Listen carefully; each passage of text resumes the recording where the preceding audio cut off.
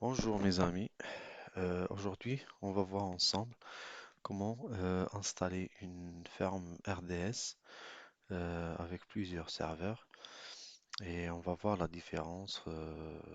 On va voir un peu et on va pouvoir comparer les deux solutions, celle-là et celle standard où il y a tous les rôles ou les fonctionnalités RDS installées sur le même serveur. Allez, donc pour commencer, donc on aura toujours besoin de l'Active Directory, un serveur broker qui va jouer le rôle de gérer la charge et de gérer ou distribuer la charge entre les, les serveurs ou les nœuds hôtes donc qui servent à l'ouverture des sessions. Voilà, dans notre cas, nous avons le RDS1 et le RDS2.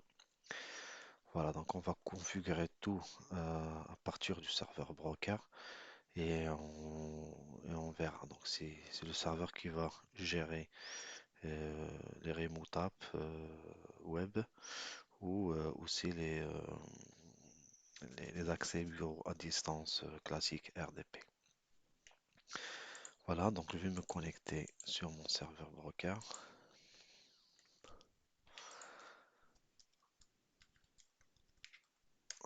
Tac. On va faire la configuration ici centralisée et elle va se faire sur les nœuds voilà, directement. Voilà, je vais agrandir ça. Je vais faire gérer,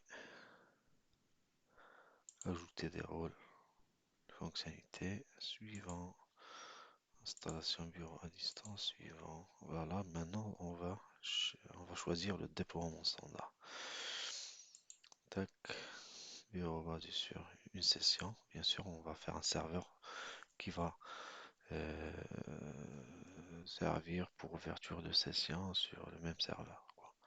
Mais là, c'est le VDI, on va ouvrir carrément des machines virtuelles sur un hyperviseur. Mais dans notre cas, nous n'avons pas un hyperviseur dédié pour faire ça, ni les licences. Donc, on va faire ça. Voilà. Suivant. Suivant. Voilà. Là, il me demande voilà, de désigner le serveur broker. Je vais lui dire, c'est moi. Suivant.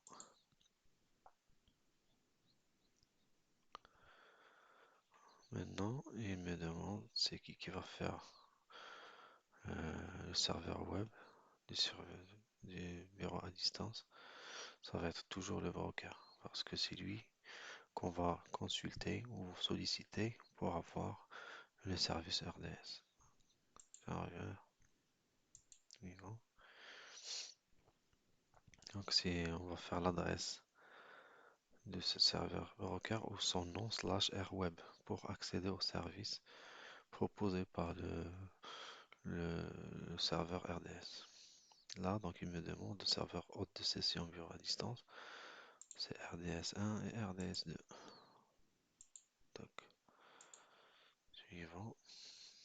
Et lui, automatiquement, il se charge d'installer les composants sur les serveurs.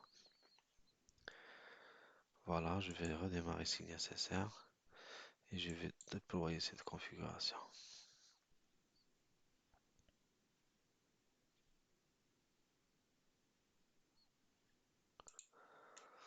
Par la suite, je vais utiliser mon serveur AD en tant que serveur de licence.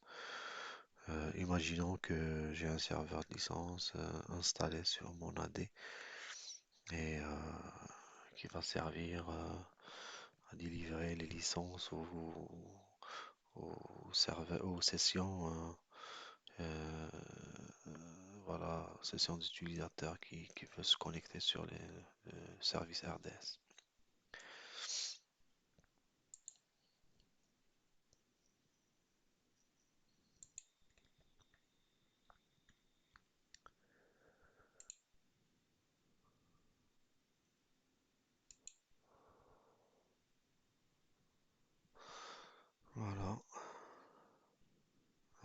réussi à les installer.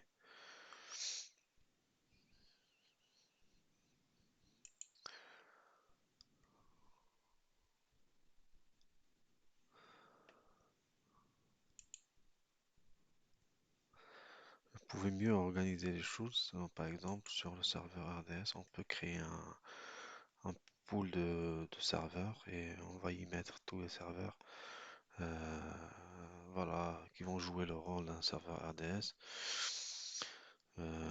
Comme par exemple ici, moi j'ai appelé un pool de serveurs RDS et j'ai mis l'AD et les autres deux serveurs. Voilà. Et pour faire, il faut juste aller sur le tableau de bord et créer un groupe de serveurs. Voilà, vous avez désigné le nom et vous pouvez mettre ce que vous voulez comme un serveur. Donc ça simplifie la gestion après et tout. Alors donc je reviens ici, voilà la vue d'ensemble, j'ai un serveur de licence, passerelle, mon service broker et serveur de session haute. Voilà.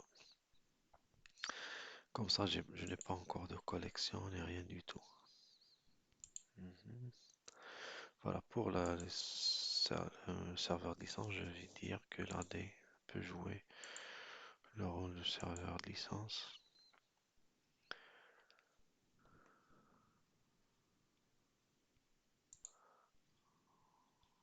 Voilà, ajouter.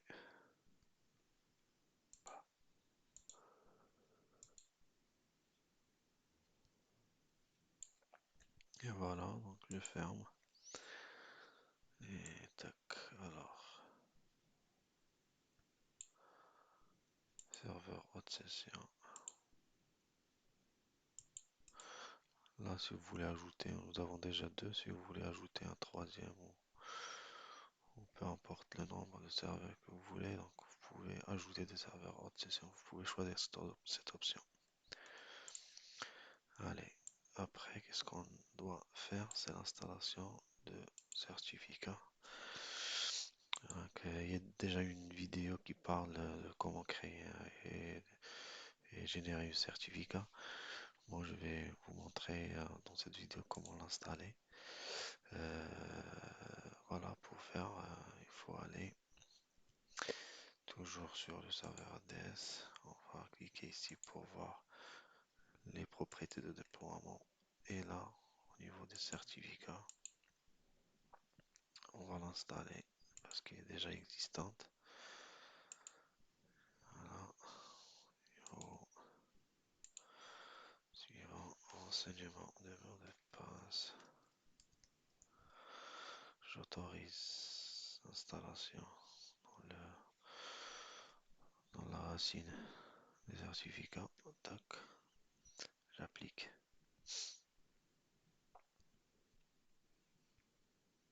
Il faut faire de même pour tous les autres composants. Voilà, c'est OK. Je vais faire de même pour les autres.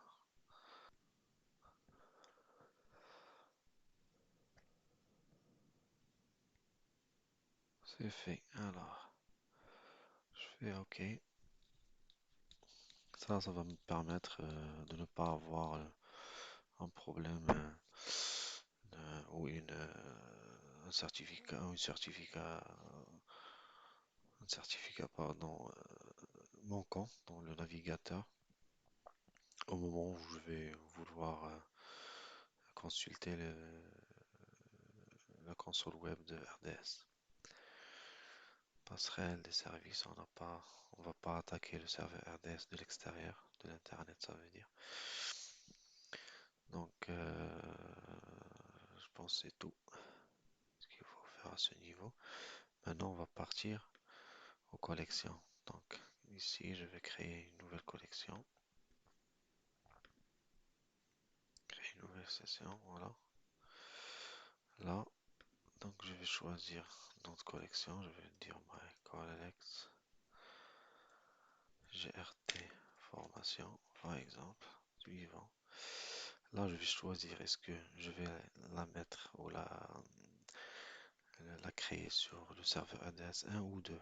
Moi, je vais dire les deux parce que ça va être normalement sollicité par la même console. Du coup, le broker il va nous permettre de distribuer les charges entre les serveurs selon la configuration qu'on va faire. Et voilà, donc c'est lui qui va dire combien de sessions on peut ouvrir sur le premier serveur, oui, pour le deuxième aussi, ou sur le deuxième. Voilà, je vais désigner les deux. Voilà, suivant. Là, je peux créer carrément un groupe d'utilisateurs et supprimer celui-là et après ajouter que le groupe d'utilisateurs que je veux. Et après, au fur et à mesure, je peux ajouter des utilisateurs selon mes besoins.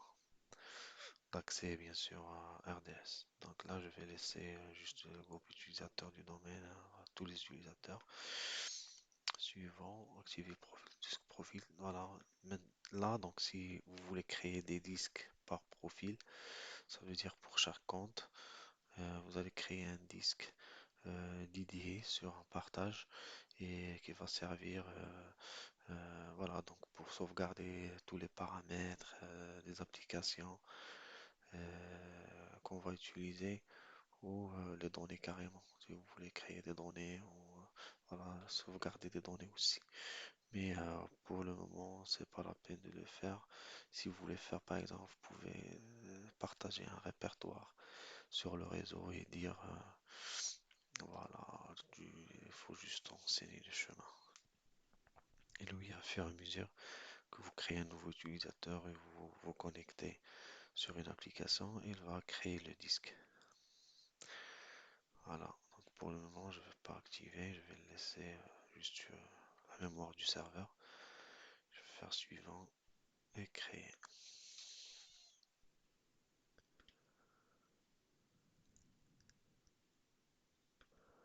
Voilà, donc il va créer la connexion et il va la mettre il va créer sur les serveurs que nous avons désignés. Et nous, on a choisi les deux RDS. Voilà, c'est fait et fermé. C'est parfait. Donc la collection, elle est là.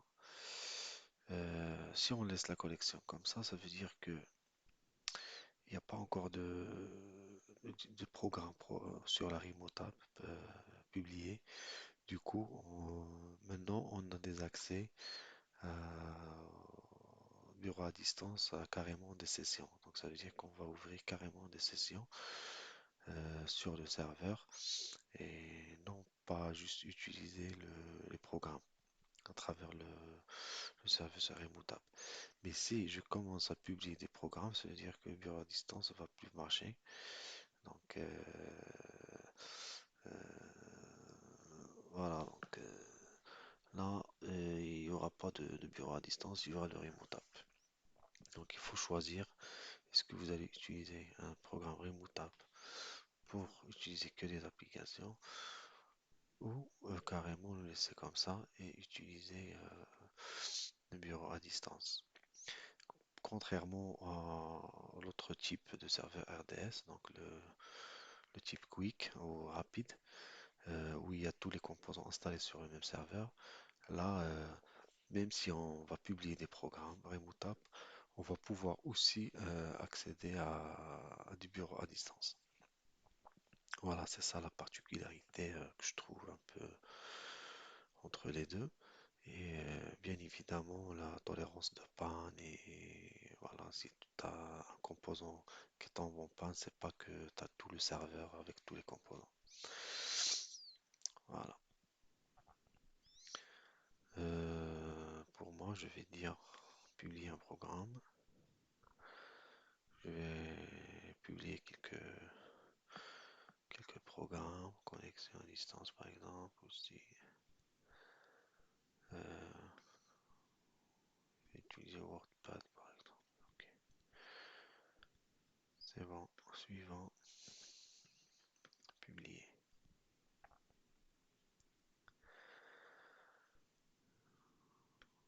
Donc c'est même si on a donné l'accès à tous les utilisateurs de domaine, on peut pour chaque application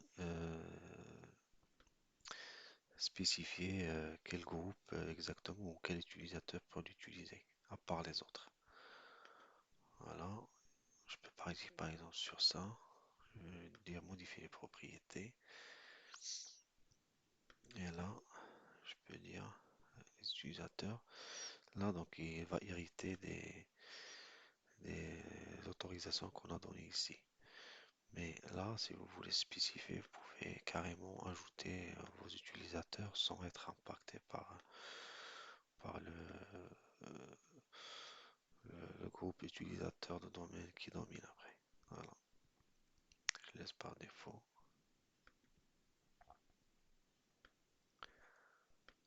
Et voilà. Il y a une autre chose, donc là, comme vous voyez, donc cette collection est installée sur les deux serveurs. Et en cas de problème, par exemple, ou carrément si on a un serveur qui est en panne ou quoi que ce soit, et si on veut empêcher l'ouverture de session sur l'un des serveurs pour une raison ou une autre, il suffit de cliquer ici, dire ne pas autoriser une nouvelle connexion, et du coup le broker à chaque fois vous demande une ouverture de session, il va toujours la rediriger vers le serveur ou les serveurs disponibles. Voilà.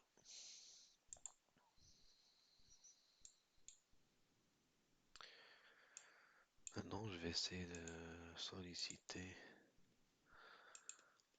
le serveur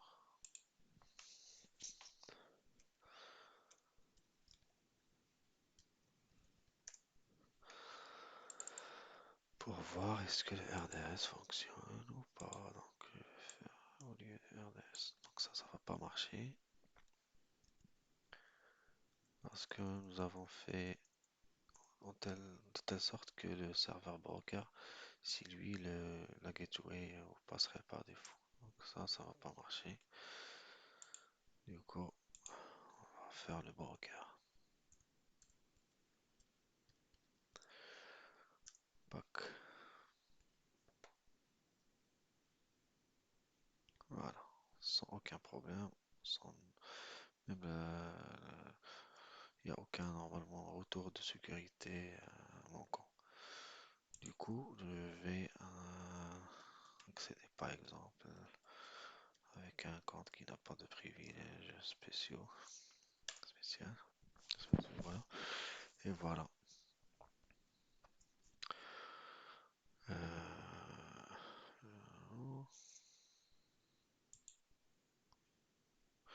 on peut aussi se connecter sur des ordinateurs distants. Euh, oui, c'est vrai, je pense que les autres versions n'avaient pas cette possibilité. Mais ça tombe bien alors, c'est bien. Parfait, parce qu'ici il dit le programme immutable ou l'autre. Mais voilà, c'est très bien d'avoir aussi cette option.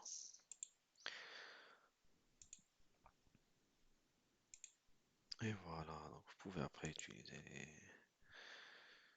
les comptes quand vous voulez, les applications, pardon, quand vous voulez.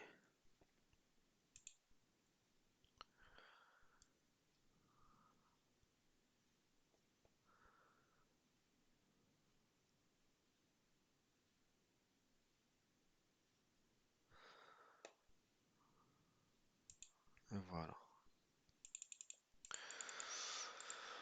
Parfait. Allez, donc je vous rencontre dans les prochaines vidéos.